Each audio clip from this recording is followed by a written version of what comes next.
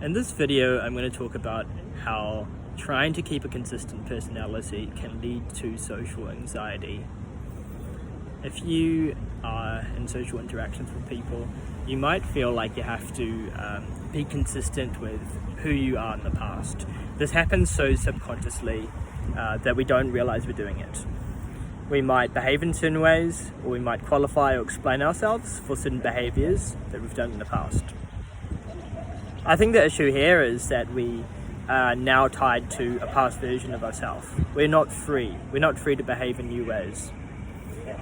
And this consistency aspect, well, it's something that's also enforced. It's reinforced socially. You might know the kind of cliche of somebody trying to step out of their current paradigm. And the friends make fun of them, or the friends react and notice when the person is trying to do something new. For example, they could be going on a new diet or quitting smoking. The friends could say, that's not like you. You are this type of person, right? So this whole idea that we are this type of person is something that keeps us trapped.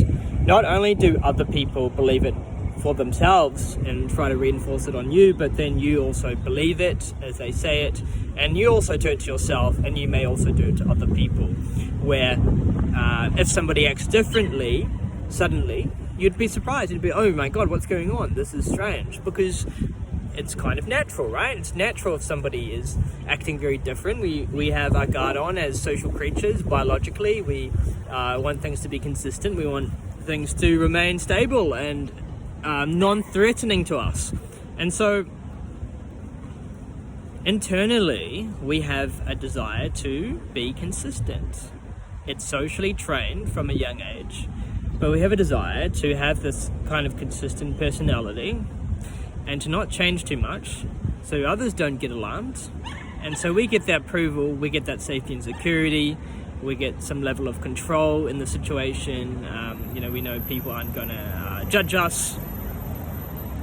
Now, let me talk about this in regard to social anxiety, especially if you have a mechanism like a shame pattern, or a pattern of embarrassment, or a pattern where you have low self-esteem.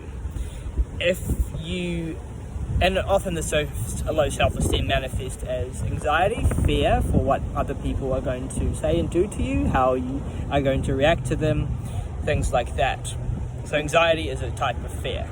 It's a type of fear about the future. Now, if you have that type of fear in the future, and you have some patterns here, you are going to feel like you have to explain yourself or qualify when your behavior starts to change. So you are behaving in certain ways, and let's say you want to make a change.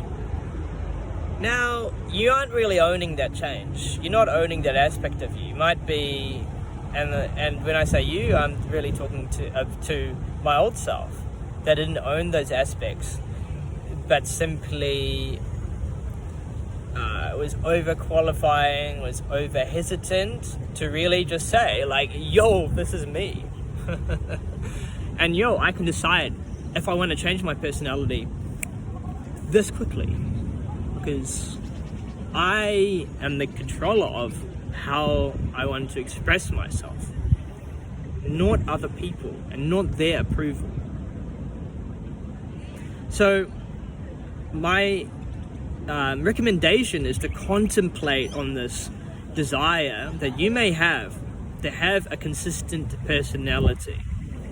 Look into the desire and the whys, how it's related to your natural wants as a person for control, approval, safety, security, oneness or separation. Look into that. You might notice something interesting. You might notice that these wants are chaining you down into a way of expression that isn't flexible, it's not dynamic, it's not allowing you to be how you want to be, change, adapt, learn new things, really try different styles of speaking, styles of acting, styles of behaving, and just be totally okay with however you express yourself, because that is you, that's the most authentic version of you.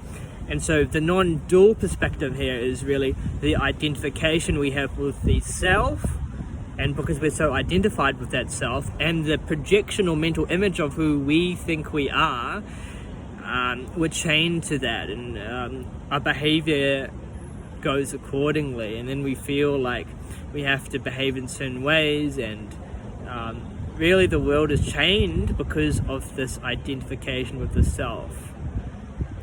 And so that identification, the need to be consistent, creates social anxiety, because you are anxious, and you could be anxious about how you are showing up, and if other people will react to your personality in ways that they will approve of. So yeah, that's it guys. Hope you learned something.